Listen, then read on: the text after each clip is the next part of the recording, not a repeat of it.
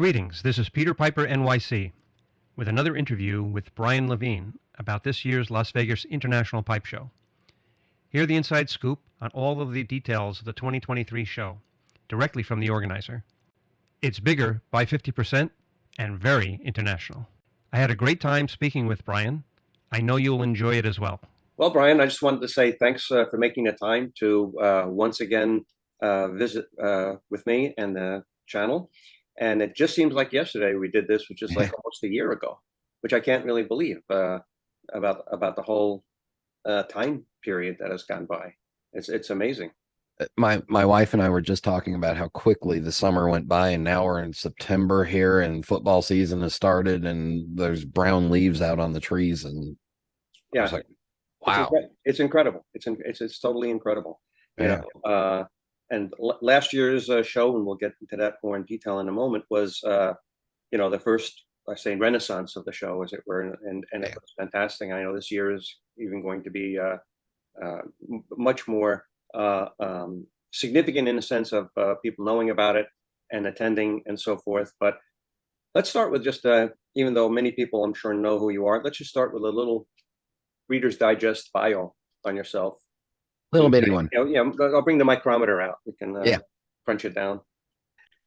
Yeah, so I started in the tobacco industry in Las Vegas when we lived there. And in that time, I also worked for Alfred Dunhill in Las Vegas, so I'm familiar with Vegas. Through that, I ended up on the wholesale side and have worked for 3-4 different companies, including some international ones, like a little company called Peter Stokeby International. Had a stint with the trade show for the cigar and pipe industry, which is now called the PCA, but back then for us old people, it was the RTDA. And then worked for McBaron and Brigham, and had a little tiny stint at smokingpipes.com. So since 2000, I was attending 3 to 5 pipe shows a year, for either work or for fun or for promotion of whatever. And then through all that, and through the little tiny podcast that I've got called the Pipes Magazine radio show, which next week starts our 12th season. Well, it's interesting because my understanding was that actually Sandy Porter from the Stokeby ad agency introduced you to Kevin Godby, and that's how this whole how you kind of got involved with the whole concept. Yeah, I'd actually met Kevin 3 years earlier when he was starting up Pipes Magazine, and I was working at Smoking Pipes. And we we were an advertiser with them. And then a few months later, he was helping Aaron Spelling's estate sell all of Aaron's pipes.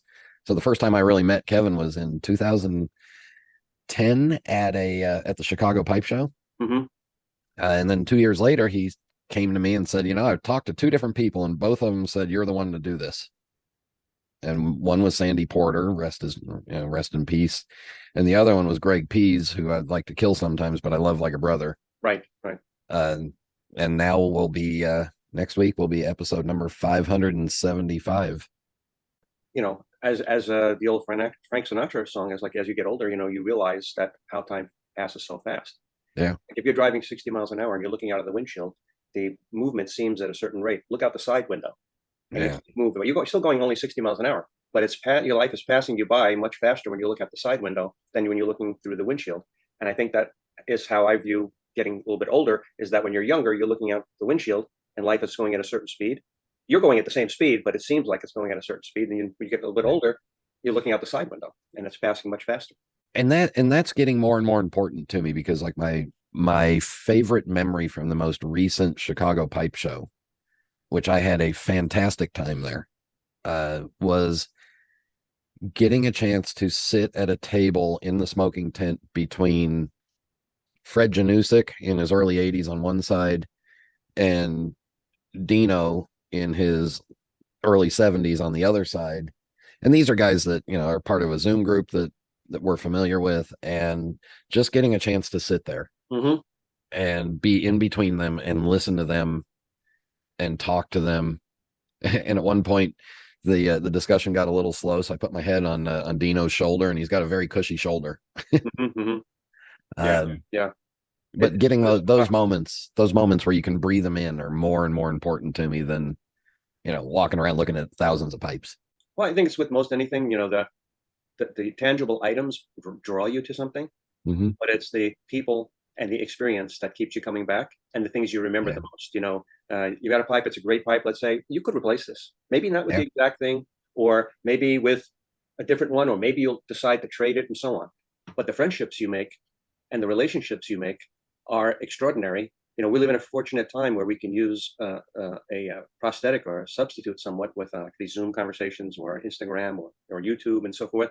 But it's nothing like the in-person 24/7 hanging out at 11:30 at night or 12 o'clock at night, and somebody walks down the hall you never met before, you don't even know who he is, and all of a sudden you know the name after you hear it, and it's a guy that's a very famous either pipe maker, or maybe he's a tobacco reviewer, or just a regular guy, and you get that exchange, and the memory of that lasts forever, and it's amazing. Yeah, 2 years ago in Chicago, I snuck out on the Friday night, the Friday night banquet that they put on.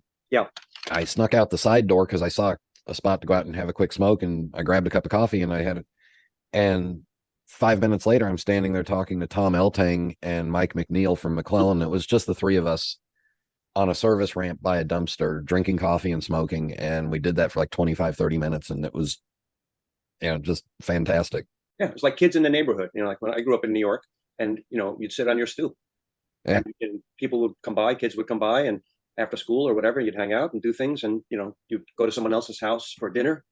As a matter of fact, I probably spent more time in other people's houses for dinner for a time than in my own house, and so on. And it's like that. It's a very warm and knowledgeable and friendly and fun community of people, and all diverse, from people who clean toilets to people in high level places. It's just that it's all on a level.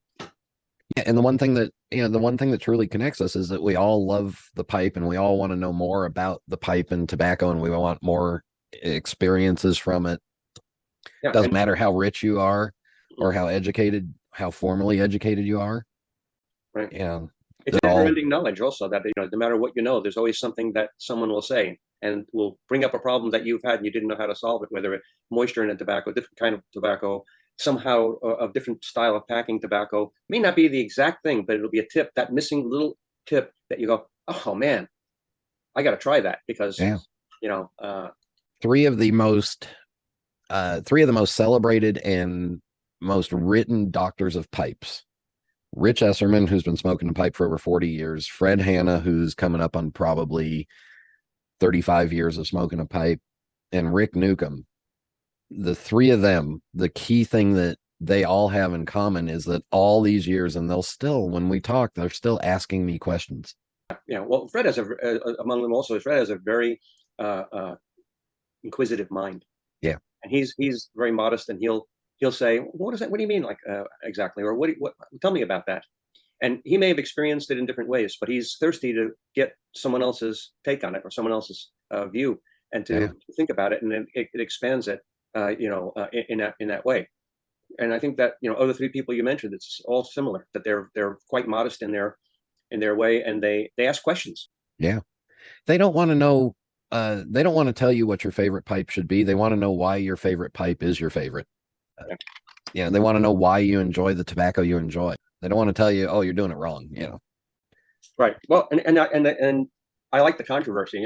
Fred and I frequently argue about the fact that he's a straight grain guy, and I like more bird's eye. And so he's like, bird's eye belongs in the bottom. I said, well, for me, bird's eye belongs in a more visible area. And because I like to see that universe, so much like a universe of stars, as it were, that you get involved in, spheres and so forth. And so it's fun because you can provoke somebody in a very friendly way, which in this environment that we live today, it's hard to do without getting heated about something. And in this community, you can provoke somebody to the wall. And it was, to me, like many years ago and so on, that you could have a good argument and then have a smoke while you're arguing or after you're arguing, because the whole purpose was to just, air your view. I always go up to Fred and I look at his pipes and go, boy, I bet that would sandblast beautifully. Exactly. Maybe just a little teeny tiny background. This show is exhibiting tremendous growth, and it's attracting a diversity of attendees, but also pipe makers, and more of an international level, I would say, than any other show that's out there today. And I think that international component is growing, actually. Yeah. Let me first say that Chicago is the big one. Hmm. and Chicago is the big show. And based off of what I saw last year or last May in Chicago, whenever, yeah, I think it was May. I can't remember now. Yeah, yeah, yeah. April.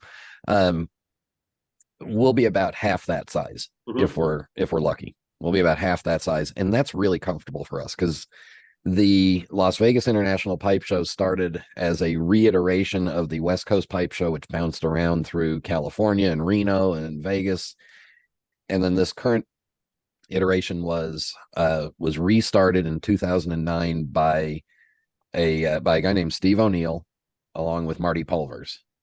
And if you get a chance to talk to Marty, there's another guy that is just been Amazing. Yeah. yeah, had his hands on hundreds of thousands of pipes and is still selling pipes, and yeah, has wonderful memories. Going back to Brooklyn, home of the Dodgers. Sorry, Marty. He lives in San Francisco. He's a Giants Right, fan. right. So we took it over from them with Steve's blessing, because they were, yeah, Steve, we're talking about guys that are now in their late 70s and early 80s. When And you I was say a we little, took it over, you're speaking of Dave Peterson, right? That was the yeah, co Dave Peterson organizer. and I, who I've known Dave since, I don't know, the first pipe show I ever went to. I think this tree trunk of a guy was standing there with his Costellos. Right. Um, and so I joke that Dave's our bouncer. So if I mouth Mhm. off to anybody, I go hide behind Dave. Great guy, yeah. Um, so we took it over with Steve's blessing, and with Steve's blessing that we were going to change the name and kind of, and with the intent to grow it, because Marty and Steve were very happy with keeping it as a regional, comfortable, relaxed event. Not a lot of structure to it, which is what we really like, because it's a little more organic. Um, and then we relaunched it last year. We signed the contract in the end of May of last year and had the first show last October. And then based off of the success, I remember the moment exactly. Dave, Friday night at the show, we do our check-in registration desk from 5 to 8, and then there's a smoking lounge open until midnight. And at about 7:45, when we checked everybody in that wanted to check in, I looked at the smoking lounge area, which is about 2,000 square feet, and it was jam-packed full of people. And Dave and I were standing there. It was kind of like watching all your kids after Christmas morning had opened up all their presents and they're all playing with it. And Dave and I looked at it and said, I remember looking at Dave and going, son of a bitch, we did this. Well, you breezed over the point of a 2,000 square foot smoking lounge. 2,000 Yeah. square feet is huge. We have a total of 12,000 square feet. Right. And that's the maximum. That's all the space the Palace Station has. There's the smoking lounge. And Right. these are some 8-foot tables that we put out for collectors just to set up their pipes on Friday night. And then we'll probably have 8 round tables. A wedding table, so to speak, a wedding's reception. Yeah, banquet tables. Banquet Yeah. table. Yeah. That's huge. And that's open Friday night from 5 to midnight. And then during the show, it's open from 10 a.m. until midnight on Saturday. And then again on Sunday from 10 a.m. until we throw people out at 5 p.m. Right, right. So you can walk 50 feet and be from the show floor to the smoking lounge. That's the beautiful thing about it, because the one thing that anybody should take note of is that you need to wear comfortable shoes and walk around. But even with all of that, you might be carrying a little backpack with your little stuff in there and a bottle of water maybe, or whatever it may be. You want a place to hang out and sit for a minute, maybe have a drink, maybe relax and smoke a pipe. Yep. So imagine being in a smoking lounge in days of old, smoking a pipe, having a drink, and as you said, 50 feet, go back in the action and walk around the floor and take it all in. It's a fabulous situation. You can pick out a new pipe and pack it and light it right in front of the person that you bought it from, and then go over to the cash bar. We give everybody one drink ticket for free when they come in. So you can come in and do that, and then go sit in the smoking lounge and smoke your new tobacco, or Right. the tobacco that you might have got, or smoke your new pipe. That's right. You left Meet out some one new small friends. step, though. You might want to say that you have to pay for it before you light it up. But yeah, it's amazing. It's really it's an event that memories are rekindled, born, friendships are made that last forever. It's really a similar to the Chicago in a sense of its opportunity. I mean, there are other shows around as well, but the opportunity to see people from East Coast, West Coast, that some of them travel back and forth like myself and others, but it's just an amazing event that hopefully will continue in this environment that we live in, with this sort of smoking, with pipe smokers are lumped into this sort of anti-smoking kind of concept. But grab it while it's still around is what I say. Whether it's a year, 2 years, or 5 years, or 10 years, or whatever it may be. And this year we've got exhibitors coming from, I'm going to miss some, and I apologize if I miss you, but Italy, the Czech Republic, Germany, Denmark, Sweden, France, England, Japan, China, Brazil, and as well as a bunch of Americans. And we've got attendees coming from all around the world. Missed one country, the Bronx. The Bronx, yeah. There's some people coming from the Bronx as well. But that's fantastic. Also mention or talk a little bit about this unique feature, which is the room hopping 14th floor smoking floor, which, regardless of anything else, this is an activity that's ongoing, but is very loose and goosey. And the entire 14th floor is designated as a smoking floor. So the entire 14th floor of the Palace Station is a smoking floor. It is one of 5 or 6 hotels in the Las Vegas Strip area, because it's not actually on the Strip, that still has smoking hotel rooms. And they give us control over 25 of the rooms. And we allocate those rooms to people that are willing to have their rooms open for room hopping. So it'll be anything from smokingpipes.com having a room to, I don't even have the list because Dave controls that. Right. But it'll be pipe collectors, pipe makers, suppliers. And then it'll just be, we have a hospitality suite, which is a 600 square foot hotel room. At any given point, you can walk into any room and there might just be 5, 6, 7 people sitting around smoking, and you just walk in, say hi, and join the conversation. Walk in, look at pipes.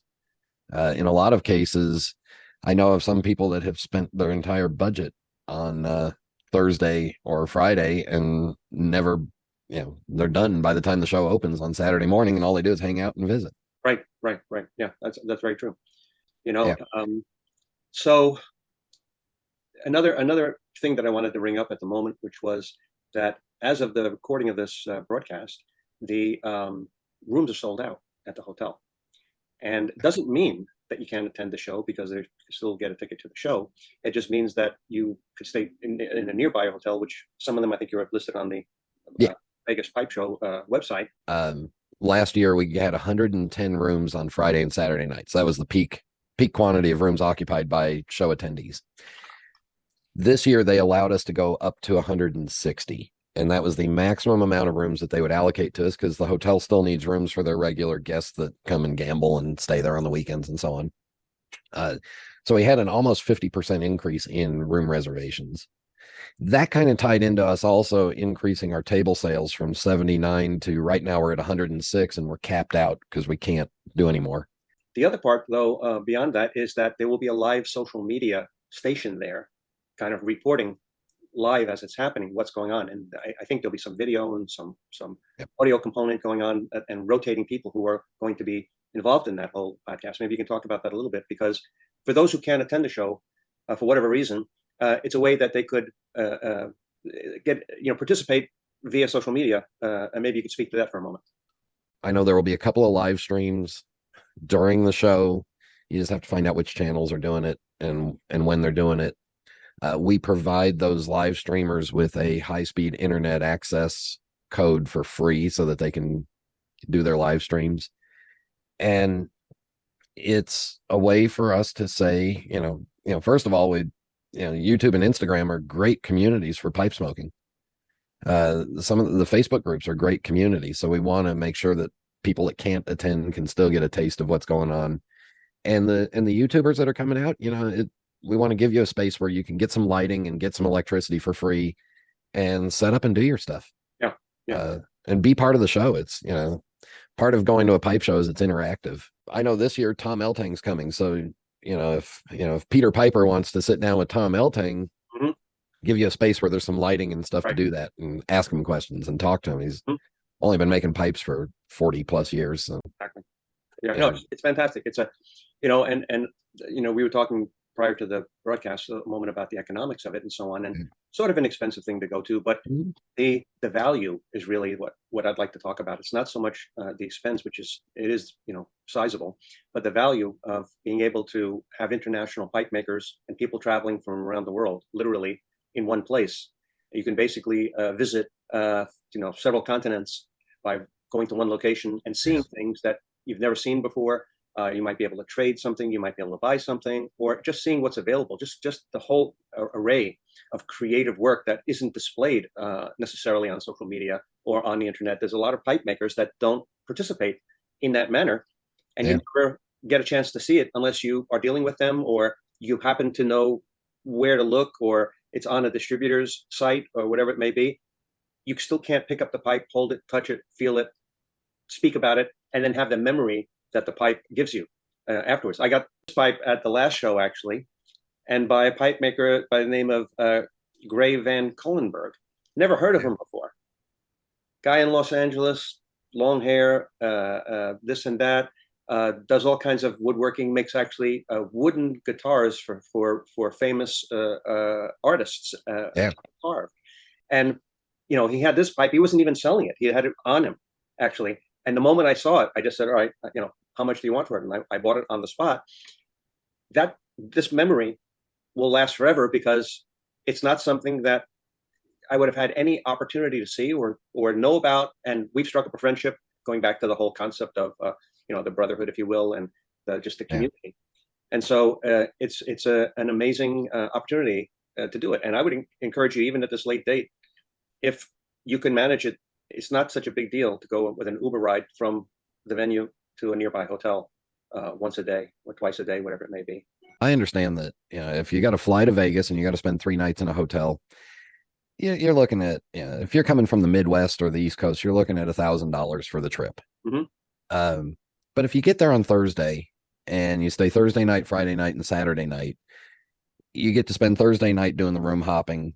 Friday, there'll be people wandering around the casino all day, meeting in the bars. The room hopping will be going on in some form. And then the show, our show floor opens at 5 that night for the smoking lounge. So you got all day Friday pretty much. And you got all day Saturday. If you can stay Sunday night, there'll be room hopping again on Sunday night. So you really get, if you can stay up for it, you get 3 18-hour days of pipe smoking, talking and touching and feeling. You get a chance, we're talking about pipes, you get a chance to, as I've described it on my podcast, you get a chance to feel a pipe. So that way you understand what it feels like, and you'll be more educated about it if you go to buy it online later. Yeah. At the same time, we've also got custom blending tobacconists coming from 4 different, what I want to call smaller brick and mortars, including a more famous person named John David Cole from the Country Squire. 3 tobacco companies. Sutliff will be there. STG, Lane Limited, and Stokeby will be there. Cornell and Deal. So you get a chance to meet these people and see what they're, sniff and smell. And, we can't say sample, but we can say try and admire a small portion. The opportunity is there. So if you get there and you get to try 20 or, you get the opportunity to get up close and personal with 18 to 20 different blends that you've maybe never tried. There's all kinds of value added. I mean, like, for example, if you look at getting back to this pipe, if you look at this pipe, you'd say, wow, I would never buy this because it's too heavy. It weighs less than 40 grams because the briar on this has been aged forever. Yeah. That's one of the attractive things. I looked at it at first, but then I picked it up. If I just looked at it, I would say, all right, it's an interesting, nice pipe. But if you ever go to pick up a glass of water, think it was glass, and you go like this because it was plastic, that's what happened with this. I went to pick it up to expect a certain weight, and when I picked it up, my hand went like this, and I went, wow, isn't it incredible? So that's one thing you don't get unless you get to touch and feel and see a pipe. And getting to the point of what you mentioned, which was the exchange of tobacco. So you're sitting at a table with everybody has got 4 or 5 or 6 blends that they either smoke or are trying. And you don't even have to ask, can I try that? Usually someone will say, hey, by the way, I'm putting this out to anybody that wants to try this, and so on. Yeah. I had the opportunity the first time to smoke something that has been made in 50 million years, which was Kingfisher, closed can that was open right there among several of us. And it was amazing. And where could you possibly experience that? You can't buy it. maybe you know somebody who has it. It's not the same. You're there among people who are experiencing this for the first time together. I will always have, an extra. When I travel, I always travel with too much pipes and too much tobaccos, because if you run out, you can't find it. Correct. So I'll always have an extra can or two of my Acadian ribbon Mhm. that I've been smoking, and I'm happy to give people a bowl full to try. Yeah. And the stuff that I'm smoking right now is just tinned in 2006, so it's only 17 years old. Exactly. Next year I figure it's old enough, it'll be 18 years old, it'll be time for it to move out of the house and go live on its own somewhere. Right. You can vote. Yeah, I've tried some 99-year-old Virginia cigarettes at pipe shows, and people pull these old tins out, and they may have paid $350, $400 for them somewhere, but they're willing to hand you one cigarette out of it to try, and that cigarette might have cost them like $7-8. Yeah. But it's tobacco that is fantastic. And the person sharing with you, once you start getting into that mode, it has the same enjoyment as the person that you're sharing it with, because it's an opportunity for them to participate, and it's an exchange. It's really what this is all about, is an exchange. Ideas, concepts, skills, abilities, knowledge, touching, feeling, and being around people who legitimately enjoy the whole pipe smoking thing, if you will. It's I know I'm probably preaching to the choir, because probably nobody's watching this unless they're a pipe smoker or interested anyhow. But the enthusiasm that comes from it, I got to tell you, is still here from last year, and this year I'm sure it'll just add to that experience, as it were. And as time goes on, it just becomes a bigger and bigger portion of your pleasurable memory. And so its value, really, the whole thing for me, as far as I know, and as far as my thinking, I get even tongue twisted talking about it, because it's so overwhelming, is that, as trite as it may be, is it's exciting, satisfying, and fun. And that's really what it is. I come back from every pipe show. It's hard to explain it, except I come back exhausted and energized all at the same time. Yeah. It's like when you do exercise in a heavy way. You feel tired and exhausted, but you feel good afterwards. I'll take your word on that one. I'm looking forward to getting out there. I can't believe it's only a few weeks away. It's crazy, but I'm looking forward to seeing you once again, in person, and everybody else, and getting back involved with the whole community, as it were, in person. There's people that I speak with, through social media that I've met before, and some of them I haven't met. So it'll be fun to squeeze them in person. And I know that there are people who I haven't met yet that will become part of my circle, if you will, in the pipe community. So I'm really looking forward to it. So if you can find a way or make a way to get out there, I definitely would suggest it.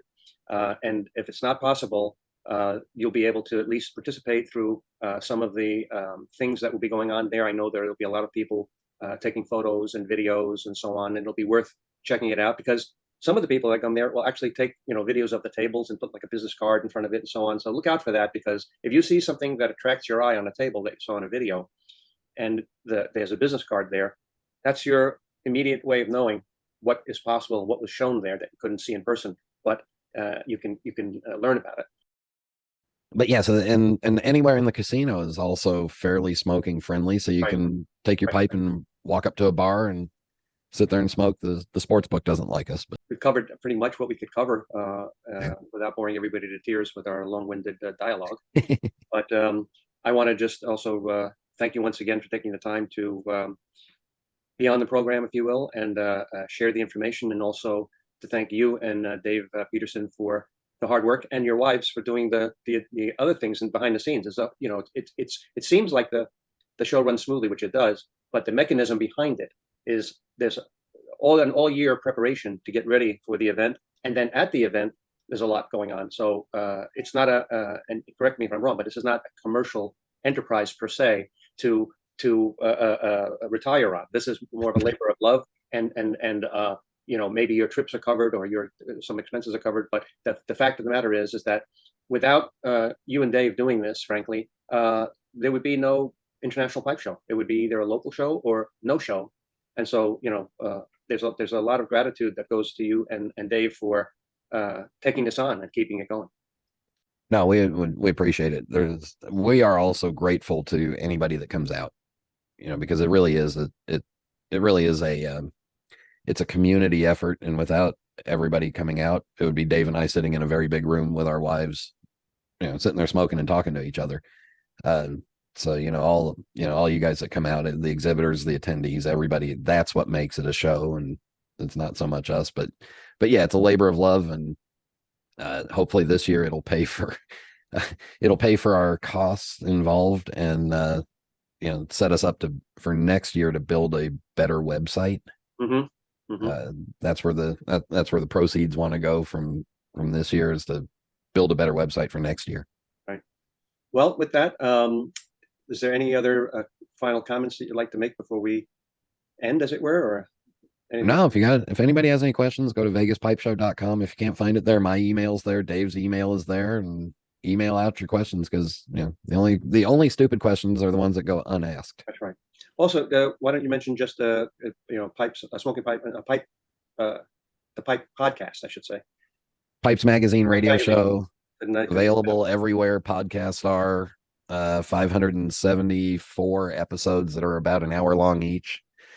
So that's a lot of catch up time if you're just getting caught up with it. But it's basically anybody that you would meet at a pipe show is my guest, and we stay really focused on pipes and pipe tobacco. So very rarely do we go off topic. Right. Well, Brian, very well then. I'll look forward to see you in Vegas. And until then, it's Peter Piper, NYC, wishing you good fortune and great piping.